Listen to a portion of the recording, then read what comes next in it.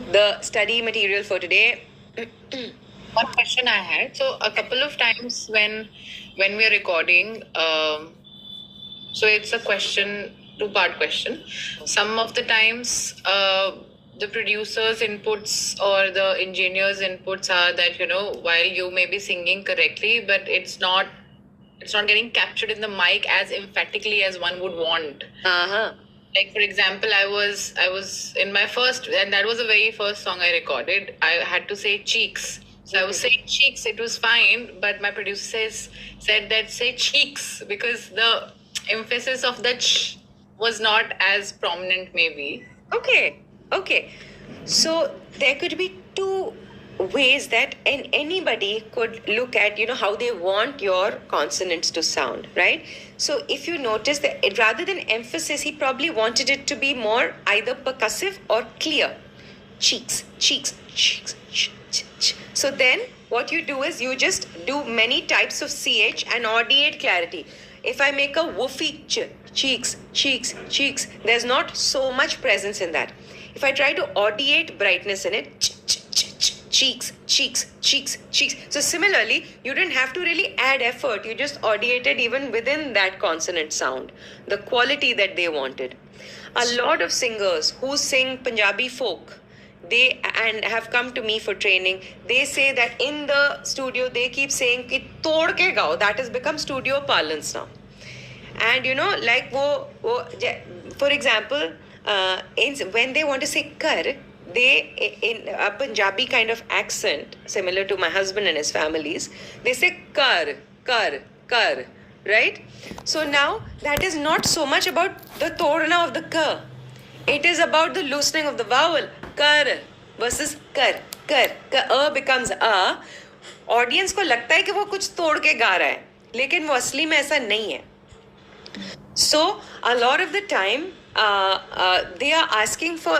It's our kind of job to split hairs to exactly understand what they want, and then to employ technique as we need.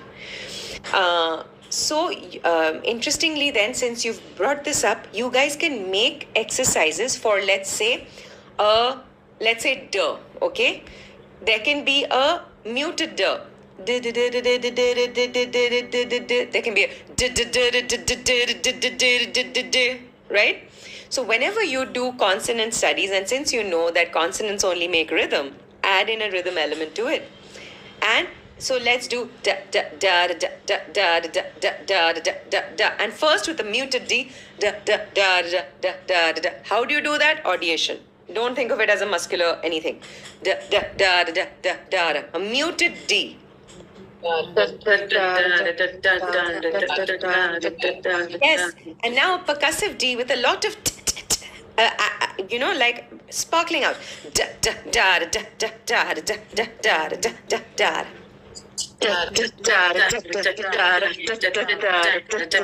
bad. So you don't have to even switch on your jaw so much. You just audiate it, and your tongue is everything's gonna change accordingly. Okay, let's go from muted to bright. Da da da da da da da da da da da.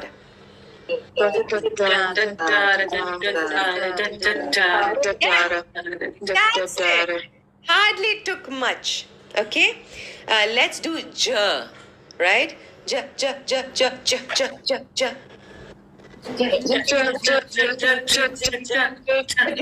When you're making it more percussive and more sparkly, allow it not to mess up your airflow too much, right? So ja. Let the a remain quite free after that. Come. Yes.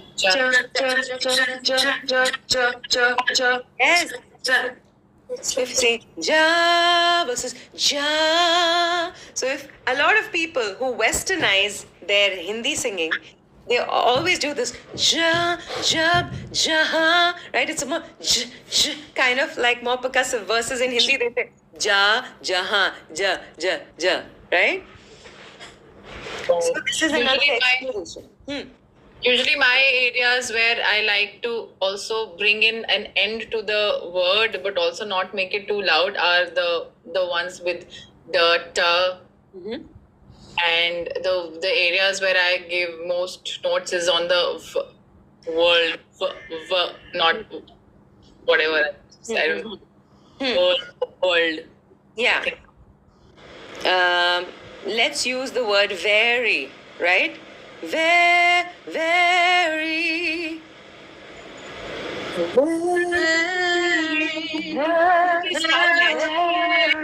The V would accelerate the air into and the vowel would get impacted into ve. Let's find the air. Air. Very.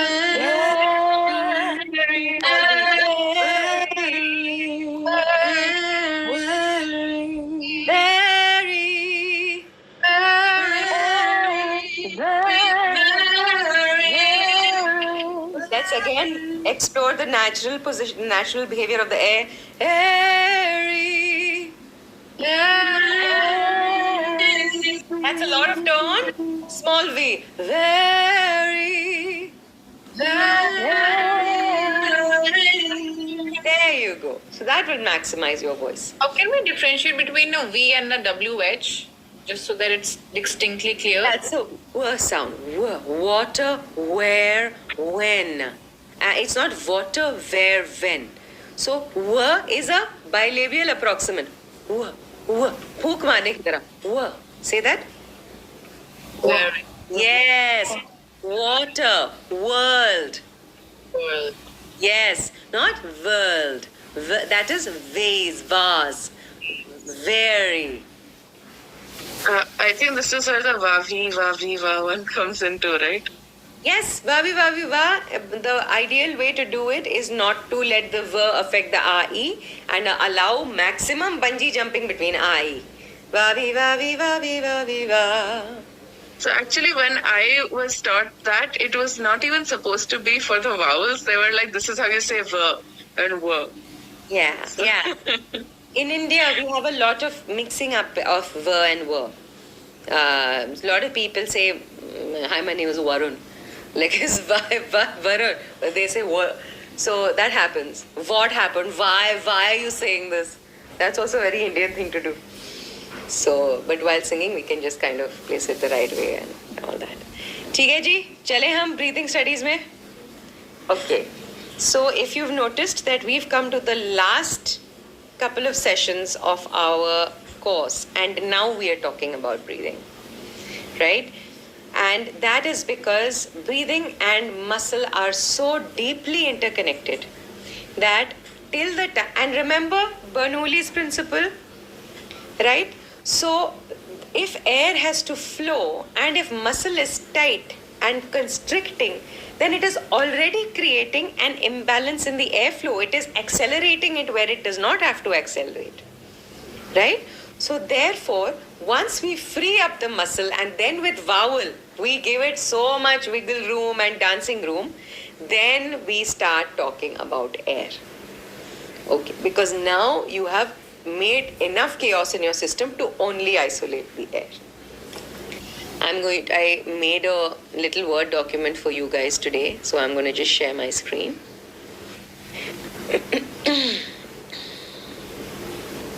Do you see this? Okay, so let us look at breathing in the context of our body, right? The body is densely packed with a lot of things, right? We are an efficiency machine, so even in terms of space, we are densely packed, and the diaphragm is in this way sitting within a whole bunch of organs. Okay? Now, we have often imagined the diaphragm to be like this, somewhere here, and like a plate that moves up and down. Okay? Now, that is not true. The diaphragm is a three-dimensional entity. The diaphragm is a double dome structure. Let's look. I'm going to share screen again. कहाँ गया? हाँ. So if we remove all the organs and just look at the diaphragm, look at it in this way. It is skewed in this way. One part is higher, one part is lower. The part that is lower is the part under your heart. Okay? And The diaphragm is a double dome. There are two domes like this, as you notice. And if you look at the side view, it's curved and it curves downwards right to the lower part of your back. Okay? And this entire muscle is opening and closing, rising and falling. So there are many axes of motion. Correct? So we have to first challenge that initial assumption that it's a plate, it is small, and we do and somehow we are controlling the diaphragm. That is not true. The diaphragm is a massive three-dimensional muscle that is going up and down and also changing its kind of curvature. Okay?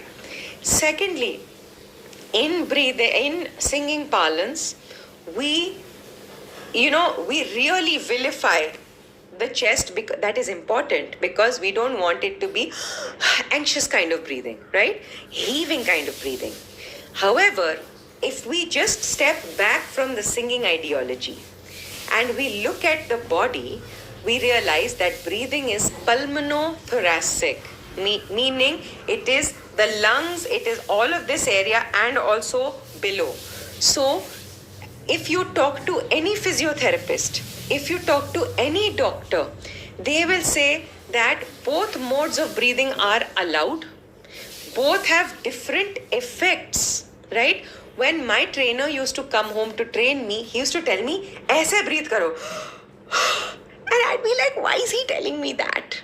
And I really, really got very concerned about that. And I used to say, but we've been taught how to breathe in only through our bellies. Right? But interestingly, when my breath was heaving really hard, somehow that did help me. And then my husband was watching a boxing match at some point, and I was like, they're all doing that to calm their breathing down.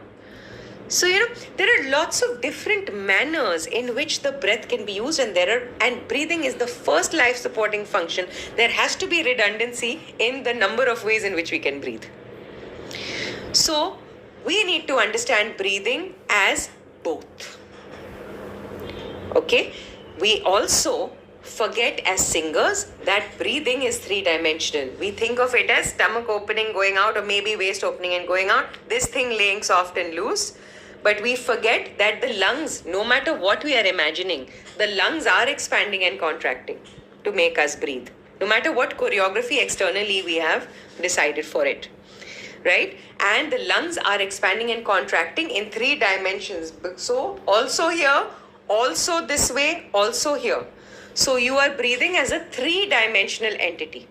Let us kind of just experience that for a moment. So forget about your tummies and all. First, let your lungs fill up with air. And now also imagine, because see, your rib cage is three-dimensional. Rib cage is here too. Let them fill up with air. Let the ribs yawn open on both sides, front and back. Do you notice that you'd completely forgotten about your back while breathing? Now, to the sides as well. So let it be radial. Okay? And now notice how much better your diaphragm frees up and moves up and down as you then allow the bag, yourself to think of your entire top body above your legs as the bag. Now allow breathing to happen in three dimensions, including your chest, including your upper back, including your sides, and including your tummy going in and out. Everything. And breathing is opening you up from inside. Don't think of it as controlling it from outside in. Do you feel a difference? Okay, now I'm going to share screen again.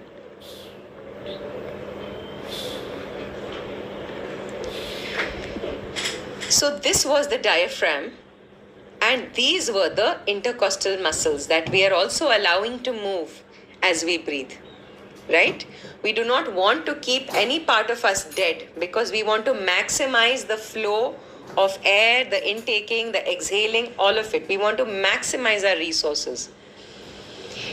So therefore, breathing, you have to appreciate, is pulmonothoracic, right? the body, the chest, the back, everything. All this while, we have been trying to control our breathing using these muscles. We have been, and sometimes some singers try to squash the side muscles as well. Okay, but mostly because there's an imagination that the diaphragm is like this and it's a little square, that they start squashing these muscles a lot. But depending on different ideologies, people are squashing all these muscles. Is it already feeling counterintuitive? We've already discussed this before, but doesn't it, now that you have so much visual proof, doesn't it seem counterintuitive that this fellow, and there's a strap of muscles up top, and we are just trying to push those muscles in order to control this three-dimensional entity? Does it make sense? It makes no sense. Secondly, to just refresh your memories, all of this stuff is not solid and like concrete. It is like viscous. It is like a thick viscous fluid. We can liken it to that. So everything has the ability to slip around, right? So when you squash these muscles inwards, then there is a wave created inside that so-called quasi-viscous fluid, which therefore, if this fluid is wobbling and has all sorts of undulations in it, won't it affect the motion of the diaphragm? So you do not want to rely on your ab muscles in order to facilitate your breathing. It only comes in the way. Breathing is all about maximum displacement. The more you have displacement, the better access to your breath you have. Okay? Before we go into the next part of breathing, let us just quickly ingrain that in our bodies. And the reason why we're doing breathing now is because the next skill I want to give you is volume. So, for volume, air pressure has to bump up, right? For increase in pitch, air pressure has to down regulate. Why? Because vocal folds are getting thinner. But for the same pitch, if you're thinking louder, the vocal folds will bulk up and they will demand a slight increase of air pressure. That's why volume and pitch are opposed in terms of their physiology. They're opposite. Let us quickly just understand this through speech. I want you to say a medium high. Hi. We did this to end the last session, right? So just picking up from there. Say hi to me at a neutral volume. Hi. Hi. Okay. Hi. Very nice from everybody. Nice and free. Watch your systems again as you say it. Hi. Hi. Hi. Zip of air. Amazing. Notice the zip of air. Mark the pitch that you chose to speak this. Now same pitch, just softer. Hi. Hi. No. Hi. Hi. Notice the same pitch. Don't go hi. Hi. Don't do that, right? Hi. Softer. Hi. Think softer. Same pitch. Hi. Hi. Yeah. Hi. You notice it in how the air billowed, right? The air became softer, lighter, breezier. Okay, so let's go between loud high and soft high. Hi, hi, hi, hi. Hi.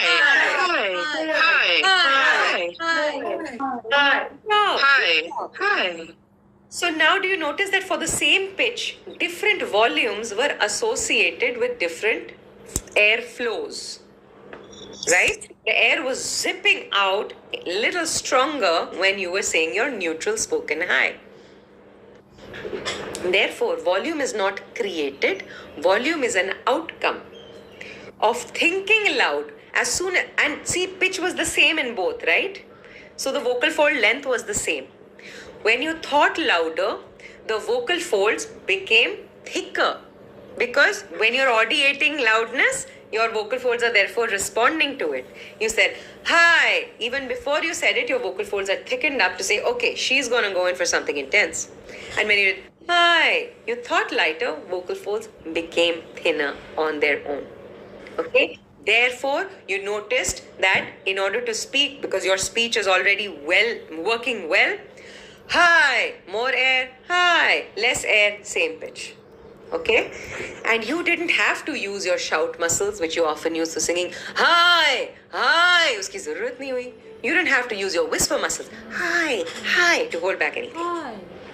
Okay? Hi. Now let's go to the Hi. next level. Let's go Hi. neutral high, meaning speaking volume, Hi. quiet high, and a big high, like Hi. you're speaking to many people.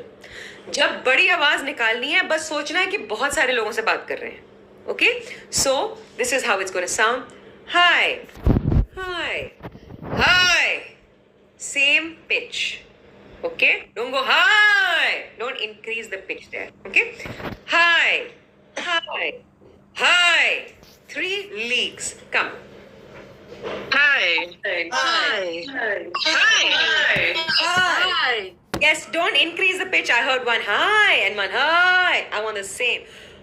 Hi, hi, hi. Same pitch. Yeah. Hi. Hi. Hi. Hi. Are you noticing that you're not able to use muscle as such? Right? Muscle is inconsequential in the creation of volume. Once again, hi, hi. Sorry, hi, hi, hi. Hey. Hi. Hi. Hi. Hi. No compression on the large one. Hi. Many people. Talking to many people. Hi. Hi. Hi. Hi. Hi. Hi. Giving you the hint that soft and loud are equally easy. So therefore, tomorrow you have a belty song, you're not going to think, oh shit. Or if your voice is not feeling good enough, don't say I can't sing the big song. You can. As long as you mobilize the air well. So write this down. The formula for volume is think loud and breathe out. Right? Because the think loud is sending a signal to your vocal folds to thicken. Breathe out is giving the proportional increase in air pressure so that you never have to use muscle. If you use accessory muscles and extra muscles for that, you will sound shouty. There are these strap muscles that very often get activated in singers, and that sounds like I'm going to go from medium to high.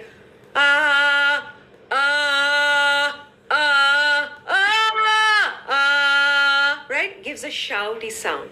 You don't want that shouty sound. To have a full, powerful sound, you need these muscles, these front muscles, to be relaxed. Right? No. There are 2 different types of sounds. Okay? The third thing, in terms of how you will influence your room, is that whenever there's a shouty sound, the human ear hears that as daant rahe hain, chilla rahe hain. Right? And so the human ear of the audience is going to recoil from you. So you're thinking, I'm giving my all to this performance and I'm belting all the power out that I can. But at a subconscious level, they are thinking that you're scolding them or shouting at them, and they do recoil. Okay? Now I'm going to sing that note again in a shouty way and in just a air billowing out way. Hey! Did you already feel like, yeah? And hey! It's a warmer sound. Hey! Come on! Hey! Come on! Right? The hey, come on, even though you're signaling for them to connect, they cannot. So therefore, your expressiveness and the quality of your interaction with your audience and how much you harness volume and how much endurance you have, therefore, is all related to your air pressure. Okay? And importantly, air pressure without muscle. Okay? Now, let us get into air pressure. Yeah. A lot of genres, like, I don't know, especially pop punk and the sort of things require a lot of very, like, I don't know how to explain. Hey! It's like a very shouty sound, like you said, like they're scolding because, it is about a message. But how does that affect the voice? And just, I've been thinking. Fantastic question. That is a coloration idea, right? Now, if you're trying to bring out a bratty kind of sound, you will color it like that. Yeah! Hey! That's what belting is actually. Belting is creating a bratty kind of sound. How? Where? Hey! So what happens is, if I leave my pharynx loose, and we're going to do this in the last session, we are going to study belting and all of these other effects, coloration effects. But it's different from hey, hey, which is strained, and yes, there's an element of that mids being overbumped, but it's got a different feeling. It's got a choked feeling. What a rock singer, a funk singer, or anybody punk, is going to do is yeah, yeah, yeah. Now let me do it with a loose pharynx. Yeah, yeah, yeah. That has power and depth, but it does not have that brat energy, right? So they go, wah, yeah, yeah. I didn't bump volume. It was only the belt that created that perceived shift of volume. Okay? So therefore, hey, hey, mama becomes hey, hey, mama. And without any change of volume from my end. It sounds louder, it sounds brattier. Yeah, yeah, yeah, yeah, yeah, yeah, yeah. Same volume, but illusion of loudness. Okay? We're going to do this more in the later part, but this is just to tell you, Ananya, that it's not always volume that creates that kind of attitude. It's attitude is more tonal than volume. Okay, so now let us start experimenting with the breath. Now we are learning to upregulate the breath, upregulate breath pressure. So I want you to give me a as though you're trying to box at something. Okay. Now notice that the depth of your bag was just about this much. I heard most people go, right? I want you to now deepen it. Imagine that this entire part is the bag. Think of it as a paper bag. Don't think of it as anything very muscular. Let it fill up and let it give you air pressure as you zip it up. Good job. Leave your jaws hanging. Yes, Shweta, that's better. Okay? Okay. Don't blow like Swara. Allow it to just go. You're filling up this bag and then you're letting the air rush out. Good job, good job. Not just that was kind of like thak gaye. I want you to imagine you're just going for like almost like boxing and good job, good job. Give me that shape. Good job. Okay, now everybody, are you feeling a slight deepening and more access to air? Now allow the top of your back to also become part of that paper bag. Let's start breathing in into the top of our back and into the front. So front and back are both moving. And now ask for a strong out breath. Yes. Let that bag go. Let that air rush out. Yes. Okay. Now allow the sides also to be part of the bag. Okay. So this entire thing in 3 dimensions is a thin brown paper bag. It's opening as you are breathing in and you are asking for a big shot of air after that. So the air is coming out. Yes, allow it to open as you breathe in and go. Okay. If you throw the guys, I can hear what's happening. Something happened, something made you laugh. So just quickly share so that I know what's up. No, I was just blowing and then. Oh. Okay. Now, secondly, guys, when I'm saying, just imagine the bag is filling up with air, literally just in your imagination. You don't have to open or tighten or any muscle. Okay. So let the thing fill up and let go. nervous getting inside. I have a defensive counter. Along with other drills and that. Okay. We punch out the air. Any direction on what to be engaged or if not to be engaged? A thing to be engaged. Okay. Because So I mean, how I am doing is I am really engaging something in my. don't do that. And actually, yeah. कपाल भाती नहीं करते, like it's हाँ, happening. हाँ, हाँ. नहीं वैसे मत करो. गाने के लिए तो पक्का मत करो वैसे. ठीक है? Right now we are just exploring displacement because we are saying brown paper bag, nice and thin, opening, and when you are requesting for this kind of right, your diaphragm is already exercising its own intelligence and collapsing at a particular rate.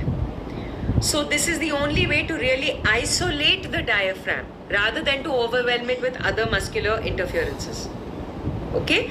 So suppose you just have to, let's say somebody's hurt and you're soothing their wound by blowing on it. Okay? Do that for a second.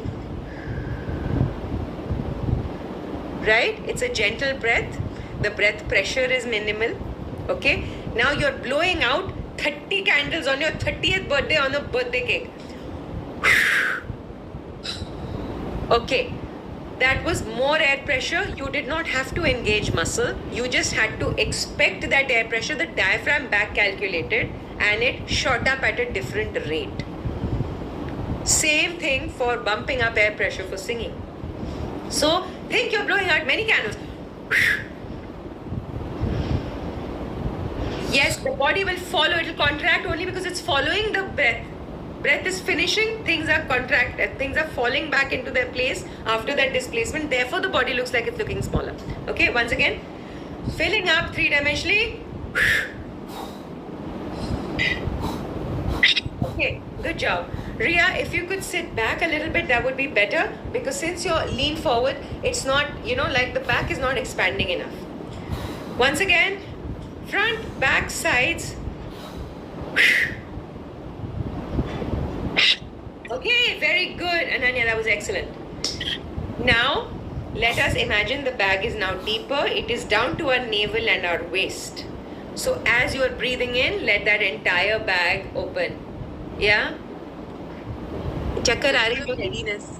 Okay. That happens because the amount of carbon dioxide is lesser in the body now.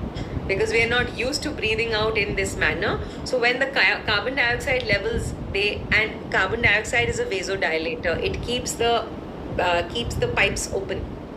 That's why carbon dioxide is also a very, very important thing in our system. And so right now, since we are doing this and we are not used to this kind of we are expelling more carbon dioxide, and that's why things tend to shrink and we seem to giddy. Okay. Anxiety 101 and just hyperventilating also. Yes, absolutely. Okay, now we are descending down to our waist. The brown paper bag is up from here to here and back and front. Allow it to fill up. And you'll see that when you allow it to fill up, there's no question of engaging muscle, right? Because things have to fill up and peripheral things have to move out, okay? Strong breath out. Blowing many candles.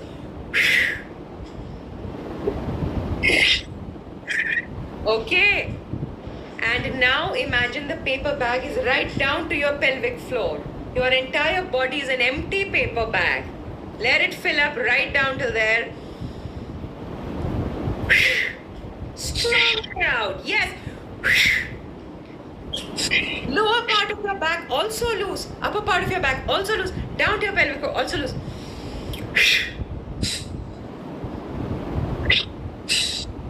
Are you feeling displacement? Yeah? Okay. Now I want you to enjoy this. Enjoy the power you are able to create. Allowing that entire body to be that brown paper bag. Entire thing, back, lower back, everything. Come. Many.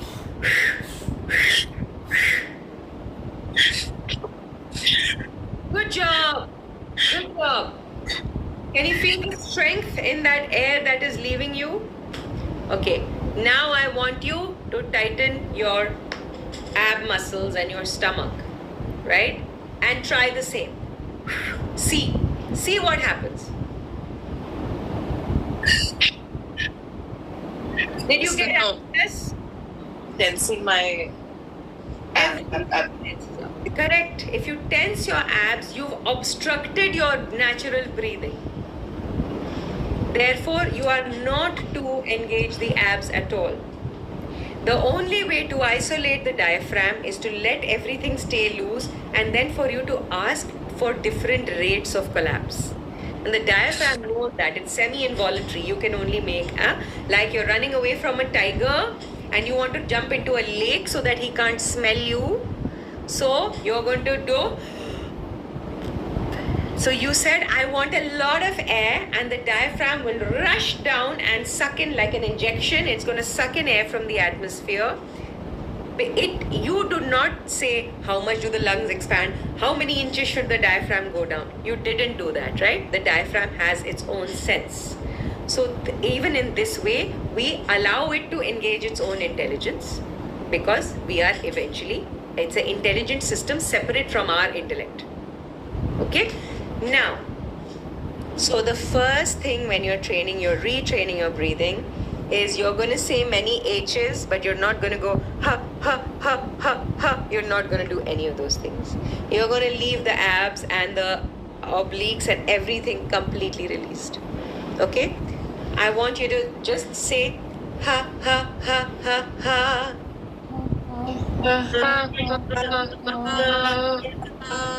Okay, not bad. I didn't hear too much engagement from many of you. If there was slight undulation here, make a cup, place it here. Cup with your hands, place it here. Okay? Let it not undulate. Ha, ha, ha, ha, ha. Let it be asleep. Let it not be active. Are you feeling? Instead, Shweta, is that happening for you? Now, we are in the context of singing. Let us switch to speech. Keep the cup there still. I just want you to casually say hi. Hi. You didn't have to do anything for that. So then why for ha ha ha do we need it? Hi. Ha ha ha ha ha. Hi. Wait, if I laugh, it does engage. That's different. Hi. Hi. Right? Now? Ha ha ha ha ha. Hi. Hi. Okay. Reset it with your speech. Say hi. Hi. Hi.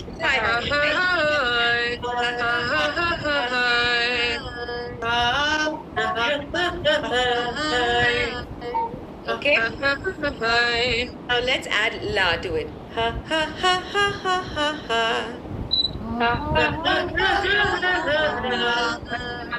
Hi. Hi.